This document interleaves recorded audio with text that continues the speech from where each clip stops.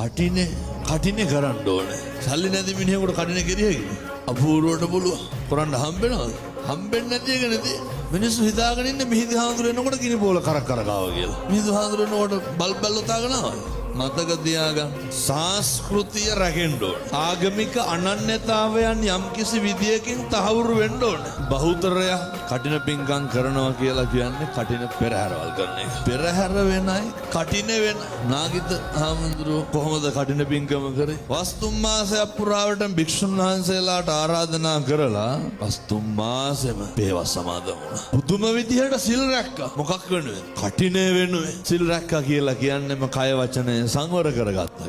ඔකට දෙන්න තියෙන සරලම පිළිතුර තමයි භෞතික දේවල් වල තියෙන වටිනාකම මත පිං තීරණය කරන්න බෑ. සල්ලි වියදම් කරපු පළියට පිංකම් කරන්න බෑ. සමහර විතාගෙන ඉන්න බුදියාගෙන ඉඳලා නැගිටලා පාන්දර ඇවිල්ලා කඩන පෙරහැර රුපියල් 100ක් දාපුවම කඩනානිසංස හම්බෙනවා කියලා. එහෙම රුපියල් 100ට කඩනානිසංස ගත්තා හැකිද? අප්පුගේ සබන් කෑල්ලක් කෙල්ලපුවම කඩනානිසංස හම්බෙනවා.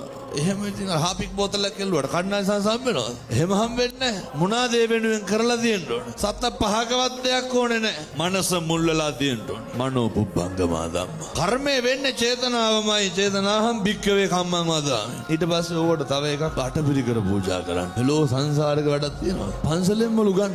දැන් ඔය ඇඳගෙන ඉන්න ඇඳුමට කීයද? මුළු අටපිරිකරෙම කීයද පන්සලෙන් හාඳුරුවන් ටෝක් කරලා ගන්න? 2500 ගන්නවා. නැද්ද? ඇඳගෙන ඉන්න ඇඳුමම 3000ට වැඩි.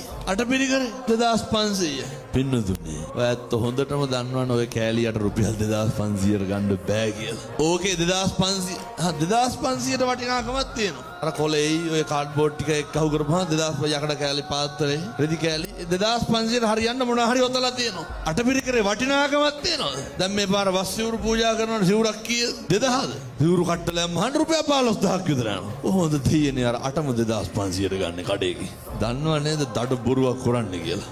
මොකටද නංගේ? ඒව ගෙනල්ලා දීලා කියනවා මොනවාද? එහි බිකු මහණුපු සම්පදාව හම්බෙන්න ඕනලු. තව විසාකාට හම්බෙච්ච අර මාලේ හම්බෙන්න ඕනලු. රුපියල් 2500ට. පින්නතුනේ සිද්ධාලේප කුප්පියක් හරි කමක් නැහැ. මතක තියාගන්න. ජීවිතේ බැරි වුණත් කමක් නැහැ ඔය කරගන්න. තියෙන්නේ ඇල්වතුරු වීදුරුවක් නම් ඒක හරි ගෞරවයෙන් දෙන්න. එච්චරයි. ලෝකෙට පේන්න දෙන්න එපා. දුන්න කියන්න දෙන්නත් එපා. මම මේක ඉගෙන ගත්තේ පිළිකා හැදිච්ච තාත්තා කෙනෙක්ගෙන්. කටින පිංකමක් දවසක සිද්ධාලේප කුප්පි 4ක් අරගෙන ඇවිල්ලා කෙළවරේ හිටපු පොඩි හාමුදුරු 4 දෙනාට පූජා කරා. අපේ අම්මලාට තාත්තලා ලෙඩක් තියෙනවනේ ගේනව සේරම ලොකු හාමුදුරුවන්ට දෙන්න ඕන කියලා. හැම එකක්ම ලොකු හාමුදුරුවන්ට. අර තාත්තා ඇවිල්ලා පොඩි හාමුදුරු 4 දෙනාට සිද්ධාලේප කුප්පි 4ක් දීලා ගියා. මං ඇහුවා ගිහින් මොකද? තිබ්බේ රුපියල් 100යි. ඒකට හරියන්න දීලා වැඳලා ගියා. ඔච්චරයි. පිං සිද්ධ වෙන්නේ නැද්ද? ඒ නිසා පින්නතුනේ තියෙන විදියට දෙන්න. තියෙන ඇල්ලතුරු වීදුරුවක් නම් ඒක බොහොම ගෞරවයෙන් දෙන්න. එතකොට පිං සිද්ධ වෙයි.